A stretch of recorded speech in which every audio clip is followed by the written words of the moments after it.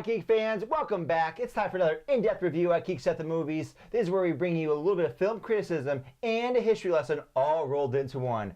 I'm your host, I'm Shane Goodrich, and I'm joined by Rachel McLeod. And today we are talking to you about the 1990 film Dances with Wolves. This stars, is directed and produced by Kevin Costner. It was written by Michael Blake, who wrote the screenplay and the novel.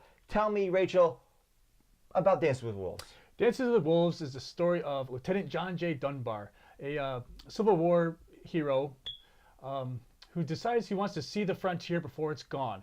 And in part of doing that, he decides to take on this post called Fort Sedgewick, which is way out in the boondocks of the plains in middle America. And early on, he goes to this fort and is doing okay until he discovers Native Americans. And that's where the story really begins. And I got to tell you right off the bat, I didn't usually like Western films very much. I didn't like the ideas, the old cowboy and Indian stories of the past. I didn't like the stereotypes and the old tropes. And this is where this movie blows my mind and changes the dynamics completely. Because here we see an honest, sincere portrayal of Native Americans. And that is incredible. What do you think?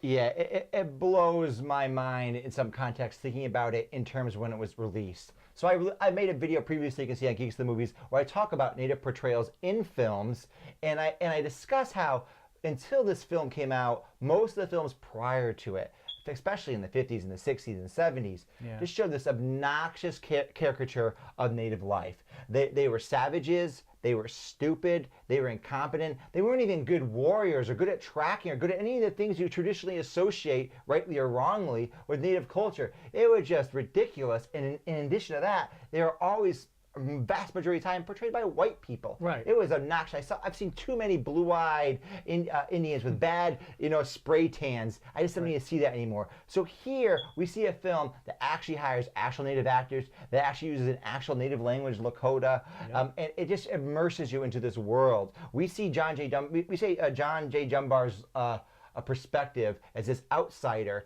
and we see him looking honestly and realistically at this culture instead of in the past where it's nonsense. There's nothing realistic about it. It's not sympathetic. It's ridiculous. Here it's quite the opposite. Right. And I think the bonus is that because it's a modern film, 1990s, we don't have to deal with the old stereotypes and the old racism that probably dictated the early film industry of the 60s and the 70s and the 50s and prior. So here, this is a 1990s treatment. And I think that adds the bonus to it. We have much more sensitivity to the Native American cultures and the peoples.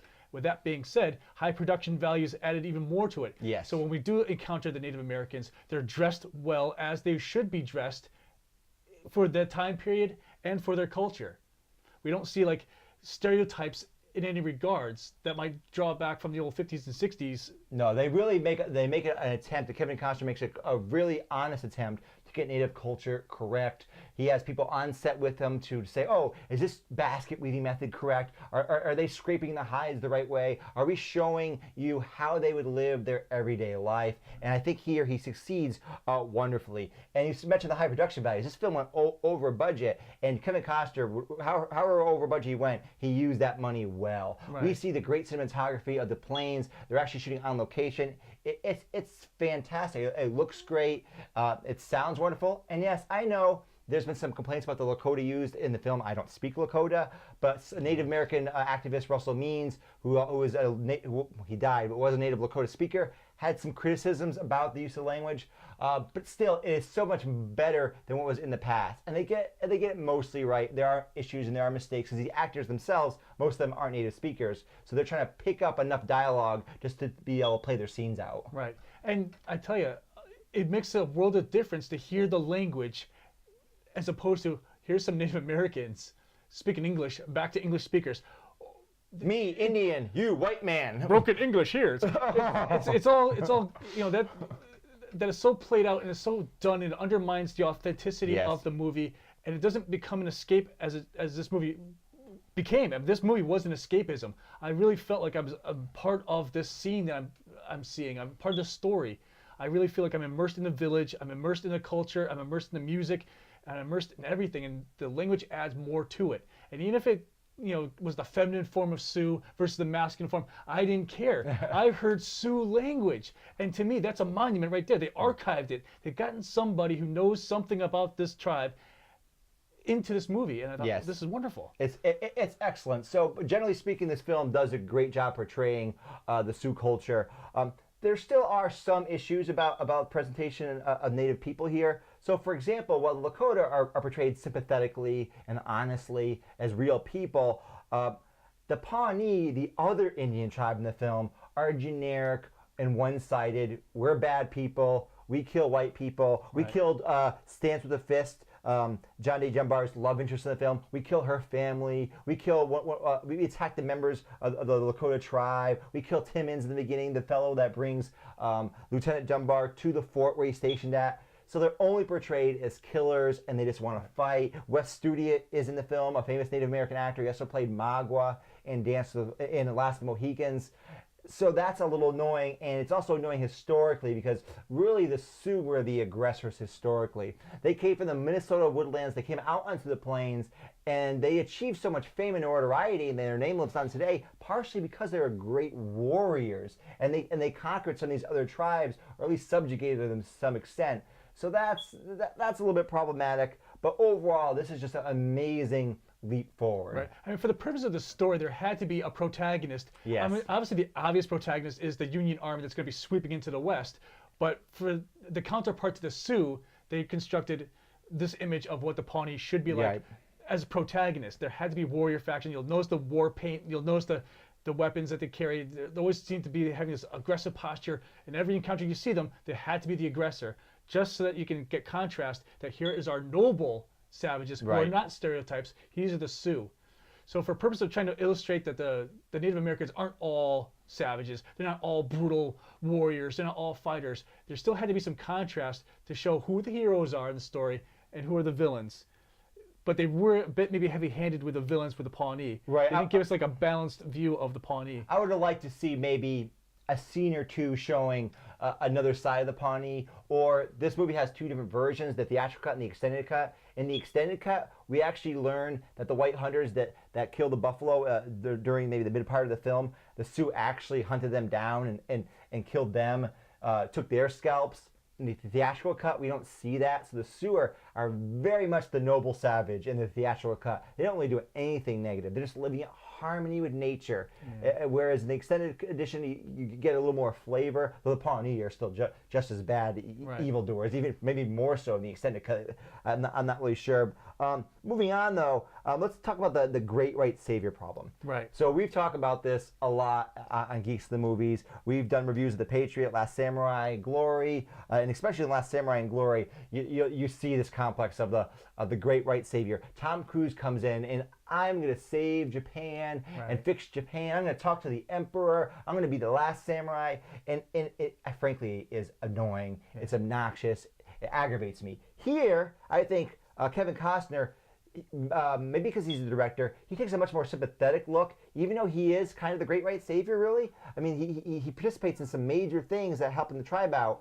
He still seems more believable. The story is much more grounded and realistic because there are examples. I mean, I was reading about some here, about a biography about Standing Bear, of white men actually getting into the innermost depths of the tribe, participating in the most sacred rituals. So you can see over time how maybe this could really actually happen, or this did actually happen. So I give it a bit of a pass, but it makes the film a little dated. I feel like Kevin Costner was at least aware of that great white savior archetype. I think he was aware of it. And I think the only time it really pops up is just for the purposes of moving a plot or a story. This was a story. This wasn't like a true story of a real person. Right. You know, John Dunbar doesn't exist. But as a story, in order for the story to function, there had to be some devices to move the story forward. And that's where maybe the white savior can be jabbed into there or inserted into this debate. You know, obviously, if John Dunbar didn't get his journal back from Fort Sedgewick, then obviously the white soldiers would be sweeping all over the place, and the tribe would be in jeopardy. If he didn't find the buffalo, early on in the movie, if he didn't find the buffalo, then perhaps the tribe would starve, and there would be no buffalo, and there would be no story. The movie would be over and done with in the first hour. Right. So purposefully he had to insert himself into this story. So I think it's for the purpose of the story. I can live with this. I can live with this because it fits the story and it's plausible. I mean, I didn't feel like he was trying to save the. It does seem more plausible, and the native actors in the film, from Greene playing Kicking Bird to Rodney Grant playing Wind in His Hair to Floyd Red Crow Westerman as Ten Bears. They are wonderful. They have so much flavor, from Ten Bears as being the chief, Kicking Bird being the holy man, and Wind in the Hair as being like the atypical warrior. I really, really care about these characters at the end of the film. I agree completely.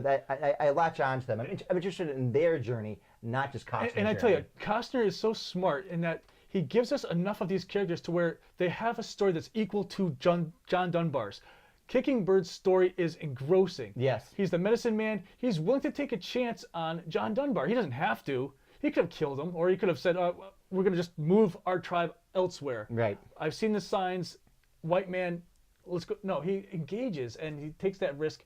His story is very engaging, just as Wind in His Hair. He makes a transformation, going from this angry, ticked off, Sioux who's not going to take any chance of the white man, but as he learns, Dunbar as a person, he's willing to make accommodations and see him more as a friend. By the end of the movie, you're moved by his transformation. You're right. You're moved by one of the final scenes where he's standing on top of this cliff and he's screaming out in Lakota, "I am your friend. I am your friend." Yeah. And Kicking Bird, the only one of the natives that learns English, he actually said at the end, "You and me have come a long way." I mean, it's really moving. The scenes towards the end of the film when Dunbar is forced to leave the tribe because he's worried about the whites coming after him because they were forced to save him from some of the soldiers at the fort are very moving. One other thing I want to touch on is Mary McDonald as Stands with a Fist. Yeah. So I have mixed feelings about this role. One, Mary McDonald played it fantastically. Yeah. This is incredibly great performance. It's truly believable. She was captured from a young age, or rescued, depending on how you want to look at it, by the Lakota when she was 5-6 years old or so, from the Pawnee, we should mention again. Yeah. And so she's raised up in the tribe now, which is fine and realistic. That actually happened. Native adoption occurred of Europeans. But it's also a little convenient how she's a white woman in her mid-30s, doesn't have a husband, which is explained in the movie, and there's John Dunbar, mid-30s. It's a little bit convenient. The romance story, I suppose, was kind of there has to be a love interest in this movie. It was good. The acting, everything was fine. I imagine if the movie was made today, they would have maybe made him be with a native woman. Yeah, possibly. Yeah, I can see that. Now, in terms of other flaws, or any flaws at all, I thought they were so minor that it didn't even really undermine the story. The story was great. The visuals are great. The music was great. I didn't really have any hang-ups with many flaws. Yeah, so I've heard some nitpicking about, for example, in the film, they show the white hunters, how they only take the skins and they're wasteful. I've read that really that the hunting for buffalo for skins didn't happen until a few years after the movie took place, maybe in the early 1870s, when a certain method for tanning or dyeing the buffalo skins came into place. At that time, in the mid 1860s, this takes place during the Civil War, 1864 perhaps. White hunters were generally actually hunting for the meat. But they're trying to show you a greater truth, and there's no. They're trying to show you just the broad truth about the time period. Another thing is, I heard someone say, "Oh, there's no military campaigns against the Sioux during the winter months until like 1868." We don't care. Oh yeah, that's. Again, this is not a specific story highlighting certain specific historical instances, except for maybe you could say the Civil War at the very beginning of the movie, but otherwise, this is a story trying to show you a general flavor of the time and the problems that happened to these people. And one of them, of course, was the destruction of the buffalo herds. So the army actually moving against them. These things happened. One other thing I find slightly maybe unplausible is the Sioux seem to be a slightly more naive of the whites than I would have expected by the mid 1860s. I would have thought they would have known a little bit more about the culture. I would expect maybe a little bit more of a mixing of the clothing. You would have started to see some more artifacts from Europeans from trading. But again, these are minor things. You know what? Now that you mentioned that, thinking about it, the Pawnee had more exposure to the whites. At least according to the movie. According to the movie, the theatrical release and the extended cut, we see more interaction with the Pawnee going to the whites. You would think, well, that would translate that the Sioux would just be as acclimated to the whites as the Pawnee. But they're next door neighbors. But hey, small, piddly little thing. It's minor. So yeah, this is. So before we get to the actual scores, remember there's a theatrical cut and there's an extended cut. I'm going to give 2 scores. I thought the extended cut sometimes made the movie a little bit bloated and gave away certain plot points ahead of time and undermined some dramatic tension. So I'm going to give the extended cut 3 stars, but I'm giving the theatrical cut 4 stars. I think it's a great movie, though nowadays in 2017, some of the elements of The Great White Savior are still a little bit dated, even though they're at the time that you might call them revolutionary or a watershed moment, a change in how filmmaking was done regarding the native culture. What's your score? My scores are 4 and 4. I like the theatrical. I like the extended cut. Although I do see the point that sometimes the extended cut explains too much, and it's like I don't need all that explanation. Get to the point. And sometimes the explanations undermine the actual dramatic scenes. But yeah, 4 for 4. All right then, so stay tuned for more in-depth reviews from Geeks of the Movies, where we give you a little bit of a history lesson and film criticism all rolled into one. And remember, if you like this video, comment below, click that like button, subscribe, all that stuff. Anyways, my name is Goodrich. This is Rachel McLeod. And we've been Geeks of the Movies. Woo!